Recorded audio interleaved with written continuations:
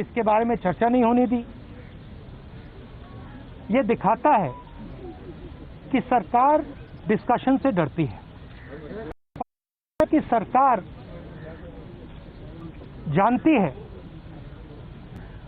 कि उन्होंने गलत काम किया और सरकार डरती है। Discussion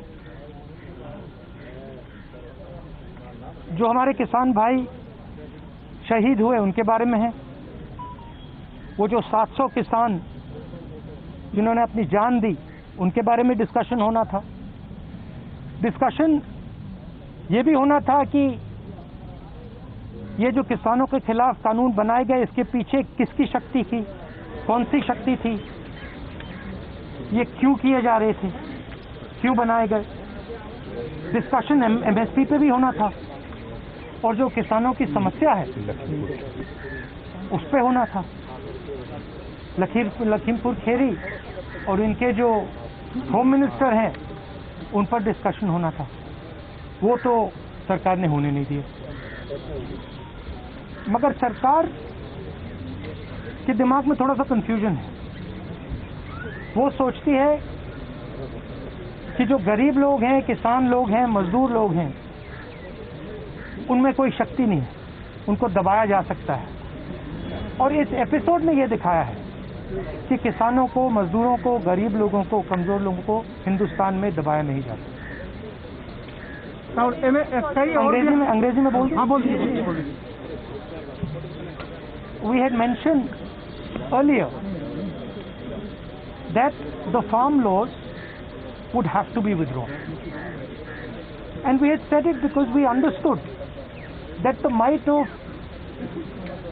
3 or 4 large crony capitalists cannot stand against the might of the Indian farmer and the Indian laborer, and that has come true. What is unfortunate is how the bills have been repealed without any discussion, without any conversation. We wanted to have a conversation about the forces behind these bills, because these bills do not just reflect the view of the Prime Minister. These bills reflect the power behind the Prime Minister, the power of people and forces behind the Prime Minister, and that is what we wanted to discuss. Who actually is behind these 3 bills? What are the forces that are behind these 3 bills? We wanted to discuss MSP. We wanted to discuss Lakhimpur Kheri. We wanted to discuss the 700 farmers who died in this agitation. And unfortunately, that discussion has not been allowed. This is a reflection of the fact that the government is terrified of having this discussion. The government wants to hide. The government does not have the guts to stand up for itself. And this is quite unfortunate. Sir, आप लोग इस पूरे आंदोलन में 2-3 मांग पहले भी थी आपकी। पहले जैसे कि एमएसपी की गारंटी मिले, दूसरी की जो गृह राज्य मंत्री हैं अजय मिश्रा टेनी, उनका इस्तीफा हो। क्या इस कानून को वापस लेने से अब आपकी ये मांग खत्म हो गई है? ये इस पर अभी आपका प्रदर्शन धरना है मांग? ये तो देखिए, ये जो 3 कानून थे, ये किसानों पर आक्रमण था, मजदूरों पर आक्रमण था।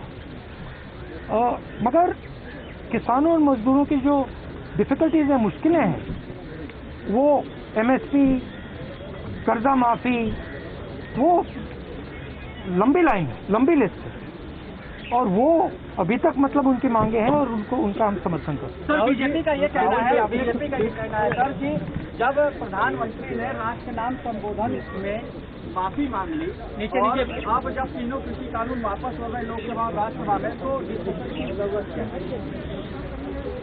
तो फिर सांसद की क्या जरूरत है? तो बंद कर देते हैं, बंद ही कर दो।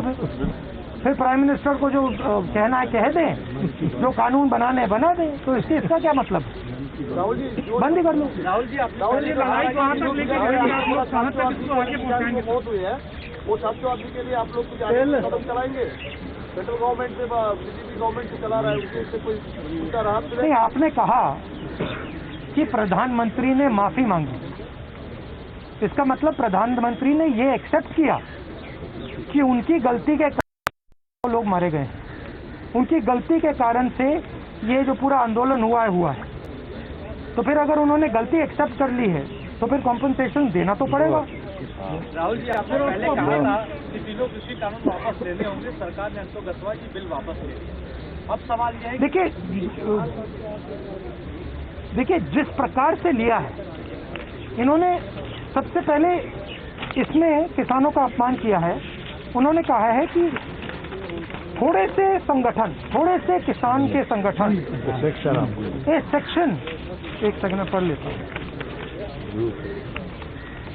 A group of farmers are protesting against these laws. ये कोई ग्रुप नहीं है, ये हिंदुस्तान के सब किसान हैं। पहले आपने इनको खालिस्तानी कहा, अब आप इनको ग्रुप ऑफ फार्मर्स कह रहे हो। ये ग्रुप ऑफ फार्मर्स नहीं है, ये हिंदुस्तान के सारे किसान हैं और ये समझते हैं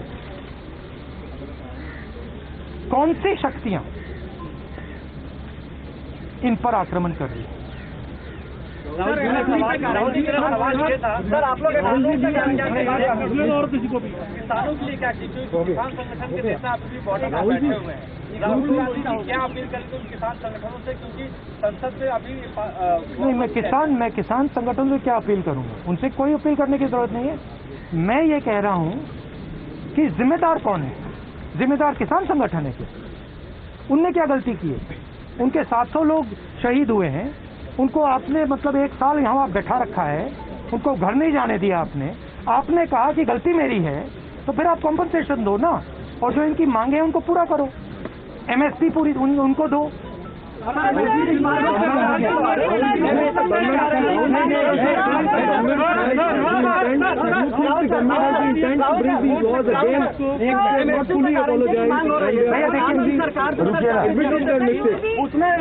भैया आपने पूछ लिया, अब बाकी लोग भी बैठे हैं यहाँ पे।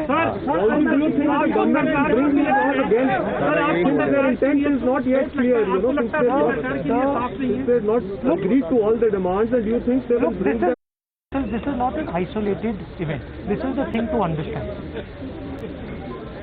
Just now one of our journalists was asking me the question, why Parliament should exist. Right? He does not even understand the question he is asking. Because this entire instrument is captured by the same forces that are pushing the farm bill. It is the same forces that carried out demonetization. It is the same forces that put a floor GST. It is the same forces that didn't give any money to the poor people during COVID. So the question is not whether the government is going to try to pass these farm laws again. The question is that the government is captured by a group, by an interest that is against the poor people of this country. They will do whatever can be done to damage the future of the poor people of the country. The government was supposed to take a decision. Sorry? And was the government decision on repeal taken because of UP and Punjab polls? And what do you plan to do about the MSP? The decision was taken by the government because the government could not face the power, the strength of the Indian people represented in this case by the farmers and the laborers.